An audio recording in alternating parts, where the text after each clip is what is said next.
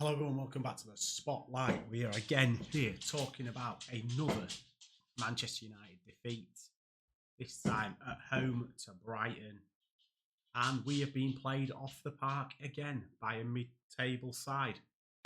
And I know everyone talks about Brighton like they're this incredible team, but I think they're like something like 10th or 11th in the league. It's not like they're in the top four or anything like that. We have been absolutely played off the park again. Yeah, 9th place. Yes, they are 8 points above us, but still, there's no excuse for it again, especially after what happened at Southampton. You thought the players might be up for it again after what Amorim and Bruno and that lot are saying about getting up for these kind of games. I've said it in all my previous videos, if you've ever watched them, that the Brighton, Fulham, Palace games I was extremely worried about. The Liverpool, Arsenal games are one-offs to get up for. They suit us as a team to be counter-attacking, but when we have to be on the ball, we're that bad, we get done in transition. And I'm not going to dwell on the game too much. It is what it is these days. Every game's the same, innit? We lose comfortably. We've had one shot on target at 90 minutes at home to Brighton, and it was a penalty. And it probably was a penalty, but let's not pretend it wasn't pretty soft. The other way round, you'd be saying you'd want a penalty. So it is an absolute disaster again. And I want to bring some Amorim quotes in and things that he's talked about. One, I saw this got brought up pre-match. I think he said it in midweek in some kind of interview that the Southampton game, I know he hooked Mainu and Agate, but he was saying it's not all their fault. He actually was talking about the team as a whole. And he said the problem is the defence is too slow to get out, and the front line or front players are too slow to get back. So in other words, he's saying we're not compact as a team. And I have sat here and said that our back three are too slow to play high up the pitch. I'm not a professional coach. It's frigging obvious from sitting and watching the TV that De Ligt, Maguire and Martinez are too slow to play high-line football. And they're not good on the ball either. Even Martinez, who people say is great on the ball, you just don't see it there. They're not comfortable in possession. And then obviously he's saying that we've got two number 10s, Ahmad and Bruno in that particular game. And Bruno all the time, and this is not anything new, and I'm not going in on a Bruno rant or whatever, even though he was atrocious again today, he's too far forward all the time. I think he was awful today, Bruno. Captain again, after what he's been talking about, getting up for these games and in and out of possession. He's so ill-disciplined. Poor on the ball, giving the ball away. Everyone will say, oh, but he scored a penalty. Wow, he scored. If you took penalties away from Bruno's stats record, his stats would probably be shite. Sick of talking about him. But again, I made the whole video on Bruno Fernandes. When is he going to get dropped? Because again, we're playing him in a 10. We can't hold the ball. He's giving the ball away all the time. And again, he plays 90 minutes or whatever. And again, when we play the next game, is it Rangers or even if we look at Fulham in the league, he'll play for 90 minutes. I don't get it. Is it because he's captain? Is it because he's fit? Is it because he has energy to get around the pitch? Because he cannot be on quality on the ball. It just can't be. But obviously that is what I'm saying about the team. They're too slow out and they're too slow at coming back. So the midfield too get tired. But I've also said this in previous games. I don't know, I was watching the United Stand Forum and Ricky said it, and I said it exactly the same thing to my mates in a WhatsApp conversation. That every other team in the Premier League play 4-3-3. So you're against three midfielders. In this system, we only play two. We will always be overrun in midfield unless one of the 10s is defensive minded and falls back into a 3 out of possession. And Ahmad's not going to do it because he's not a midfielder. And Bruno can so-called play as an 8. So why isn't he spotting danger and dropping into cover? The reason is because he doesn't want to do it, or he's not tactically nous enough to do it. And we all know Bruno can do some amazing things in a moment, but positionally, basics and discipline in a system, he hasn't got it. And we need to realise that and realise it fast. But yeah, I mean, that'll be enough Bruno talk for today. The goals we conceded are absolutely atrocious. We're not switched on from the very first minute. It's a simple ball over the top of Mazwari's head and Matoma runs off him and it's an easy goal. Everyone's like moaning about Delit and Maguire and that lot not getting back. It's on Mazwari, that goal. He's absolutely switched off to the pass. He's not aware of what's around him and he gets beaten and it's a simple square. Then they have the goal that was disallowed because Delo got kicked. And he probably did get kicked and he'd say, all right, yeah, it probably is a foul, but really it doesn't stop the outcome. It was still atrocious defending. The next goal, it's just a little dinked cross in it, and I don't know whether Onana could have come and retrieved it or not. I think it's one of them that probably looks like on TV he could have got there, but in reality he probably couldn't. Then Mazwari's not tracked him at the back post, and he scored. But he's just, I think there was 3 or 4 people around the ball when he puts that dinked cross in. Why is no one closing him down? They're all just stood off. It's just diabolically bad again. And then the third one is just tip of the iceberg, innit? It's pure Onana. He goes from the Southampton game being amazing to tonight throwing an absolute calamity. And the fact of the matter is, I'll sit here and admit that we needed to get rid of De Gea and get a ball playing goalkeeper. And I actually wanted Onana. I liked him for Milan. The facts are Onana doesn't play out from the back. He's also probably hampered with the fact that, as I've already mentioned, our defenders are not ball playing defenders. So they're not gonna play out from the back. We don't have a technical midfielder, a 6 or an 8, that drops between centre backs and picks the ball up off the keeper. So it's not all on Onana not playing out from the back. It's the players around him willingness to take the ball off him as well. Well, that's not an excuse. It's still not good enough. But the fact of the matter is, he's just pure calamity, isn't he? He is just prone to being amazing 1 minute and throwing the ball on his net the next. The only thing really is the third goal means nothing, does it? To be honest, we lost the game anyway. I don't really know what else to say. Where are we going to go with this? But there's been a lot of talk about the squad, the selling of them, whatever. To me, everyone is up for sale apart from probably Delit and Ahmad. Ahmad, he's Ahmad. We're not going to sell Ahmad, obviously. There's a lot of talk. I mean, to me, Delit, I'd keep him because he's a solid defender. Is he a defender that wants to win as a Premier League and play halfway line football? Probably not. None of them are, as I've just said. But I will keep him for the now because he is solid. The rest of them, for me, are up for sale. And there's a lot of talk about Maino and Garnacho, obviously.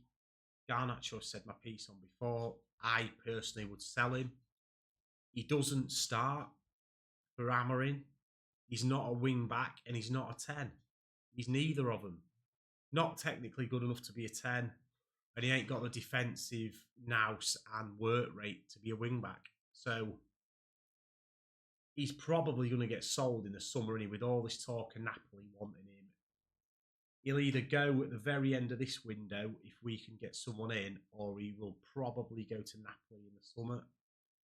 And Mainu, obviously, loads of Man United fans love Mainu, and he's obviously played way too much for his age. He shouldn't be getting played that much. The problem is, I've said it before, he's too slow. And it's a couple of things I've obviously mentioned earlier, that he's run ragged by the team shape. But also he's clearly not fit enough because he doesn't ever play 90 minutes. And if we're not in a game where we're on the ball a lot, he's absolutely non-existent. So to me, if Mainu's got a future at Man United in the role he's currently playing, he is the ball-playing midfielder who has got to be going to take the ball off the centre-backs and the keeper. And at the minute, he don't ever receive the ball. And that's not them not passing to him. It's also Mainu not being available to receive it. Because they'd pass it to him if he was available.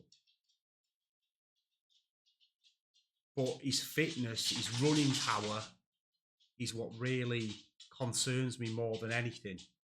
And people say put him in the 10, and I tend to agree. But as I've already mentioned, because we only have two in midfield, one of those 10s needs to be the up and down. They're almost, one of them needs to be like an 8 as a 10.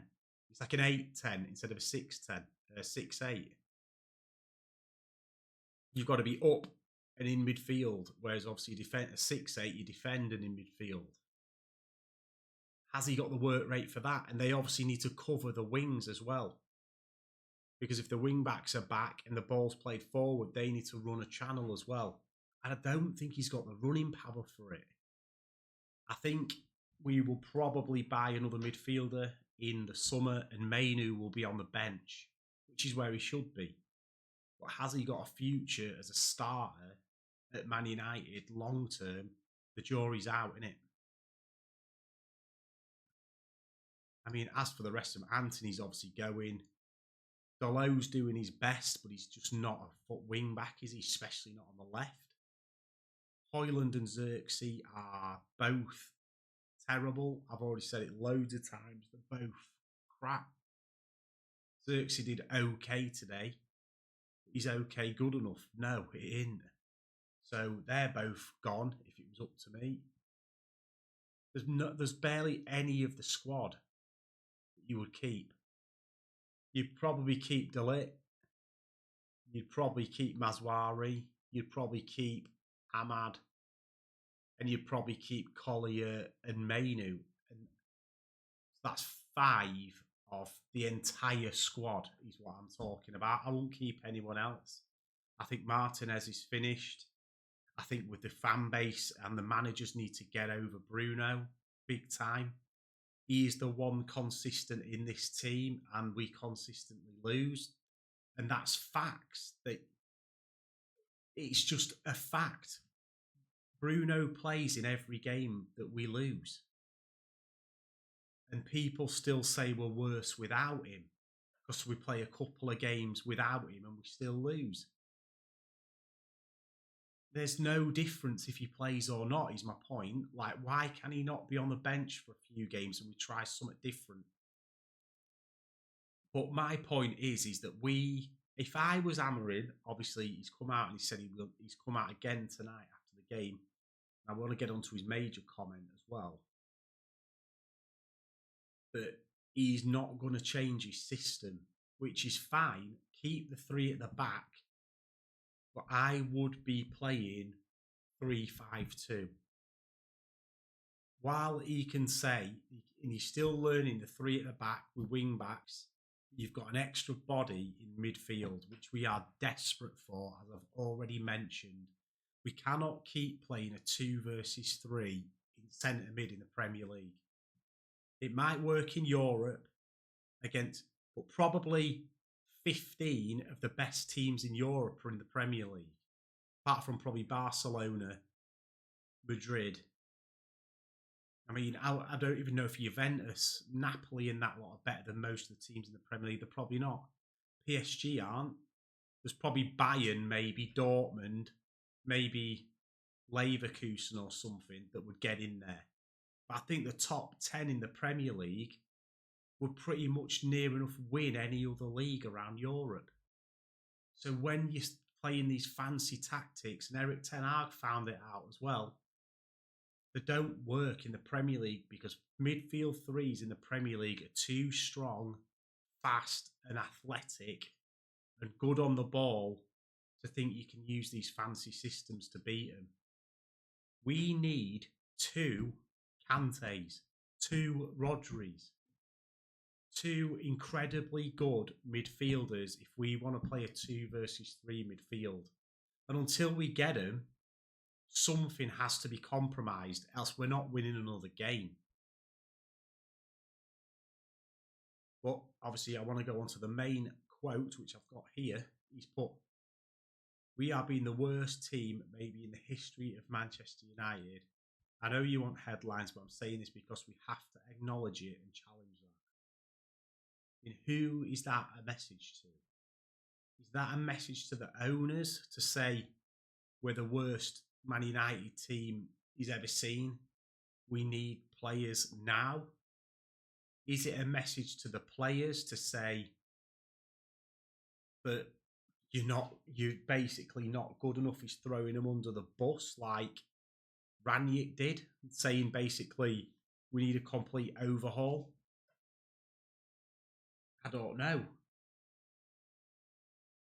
But he's clearly saying that to get a reaction from the club or the players. Because that is a seriously, seriously damning thing to say from any manager, let alone a Man United manager. And the last person to call out something like that was Ralph Rangnick, who got the sack straight away. Clearly, the Amorim is the case of back or sack. He's literal because he will not change. So if he's not backed, he will get sacked. And if he is backed, he might make it work. But he will not do what Ten Hag did and try and stay in a job for longer by changing philosophy. So Amorim is the literal definition of back or sack. If he doesn't get backed, he's getting sacked. It's as simple as that. Because he will continue to play this formation week in, week out with these players, and they will get him sacked. So there's literally back or sack. That is it. But this quote, "We have been the worst team maybe in the history of Manchester United." Well, they're definitely 1,000% the worst team in Premier League history of Man United. Obviously, in the 70s, Man United went down, and I think in the mid-80s, we weren't great. But I was obviously too young to watch Man United in the 80s. But from what I've heard, is we're at least entertaining to watch. The problem is now we're not entertaining and we still lose. I'm saying that because we have to acknowledge it and change it. It's got to be a message to the ownership and it, considering we're in the January transfer window and he's saying we're the worst Man United team ever. We have to change it. There's only one way to change it, is buy more players. Because these players have been here for years and haven't changed.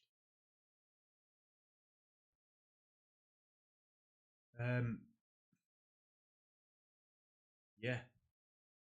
So that's really all I've got to say about that. I wanted to say my piece on the quote. I know I've gone on a bit before I've got to the quote, but it is a seriously, seriously damning quote from Amorim. And he said a few things tonight after that game like this. I thought, oh yeah, this is another one that I wanted to say. He said that the fans, something along the lines of, the fans won't tolerate a new manager losing more than the old manager. Because I think somebody said in the last 15 games prior, or the last, however many games that Amorim's been in charge of Premier League wise, he's got 11 points. The last, and Eric Ten Hag got 15 points in the same amount of games. So Amorim has come in as a new manager at Man United and he's doing worse than Ten Hag did. And I think obviously everybody is believing in Amorim, his system, the way he talks, that he will change us once he gets time. And he does need time. everybody says football is a results-based business, isn't it? And he's only got an 18-month contract. So if we go into the start of next season still having performances like this, there's no way he's seeing his contract out. Or there's no way he's getting extended after the 18 months. So yeah, tell me what you think in the comments about this quote and what you think about my comments about the midfield and how we need to be more defensive. Because the thing is, when we were all said it about Ten Hag, that we've got too many men forward, and when we're caught out on the ball, we get done in transition, and we ain't got enough defenders. How is it still happening when we've apparently got 5 defenders? We've got Dolo and Mazwari and 3 centre backs. Technically, we're a 5 at the back, and I know they say the wing backs, but they're not wing backs either. They're full backs playing wing backs. They're naturally more defensively minded. So we're almost a 5 at the back, and we're still getting torn through. I don't get it. We've got to somehow make the midfield harder to get through. And one of those 10s has got to be defensively minded and drop in. As soon as we lose the ball, they need to be sprinting back to make that midfield a 3. We cannot just allow us to be run over. But yeah, I'm going to leave the video there. That's all I've got to say about this game. Reaction. Tell me what you think down in the comments. Tell me what you think about Amorim. Tell me what you think about Bruno's leadership. Tell me 3 players that you think can take us to the Champions League in the next couple of years, because I find it very difficult to name more than 3 players that will still be here in 2 years' time. And what would you do to get us some results till the end of the season? Because right now, I can't see where the next result comes from. Fulham and Palace are notoriously difficult places for us to go. We struggle at them both all the time. Palace haven't lost for 5 games. They're keeping clean sheets left, right and centre. We don't score goals. I do not see how we beat Palace. Fulham, we might get something. Then I think we've got Spurs. And Spurs are in an absolute crisis. But I think by the time we play Spurs, Postecoglou will have been sacked. So that's not a game you can look at and think we'll win, because Spurs have got good players and they'll get a new manager who will make them better. So Spurs is a game we probably won't win because they'll have a new manager. So where's the next points coming from? Where do you see the next 3 points coming from? Because I do not see us getting 3 points for some time. We're completely reliant on beating Rangers, getting through the Europa League. I'm trying to win the Europa League now. It's the only thing we have. Maybe the FA Cup. But are we going to win the FA Cup with teams like Liverpool, City, all them lot in it? Teams like Brighton in it have just smashed us all over the place. No, the hope is Europa. We need to get safe in the Premier League and put everything on the Europa League. And then we'll go into the Champions League, but at least we'll have some bargaining power in the summer, saying we're in the Champions League. We'll probably crash straight out of it because we won't have the squad to deal with the Champions League. So the next video will be probably around the Rangers game, and I will see you on that one. Please like, favourite and subscribe.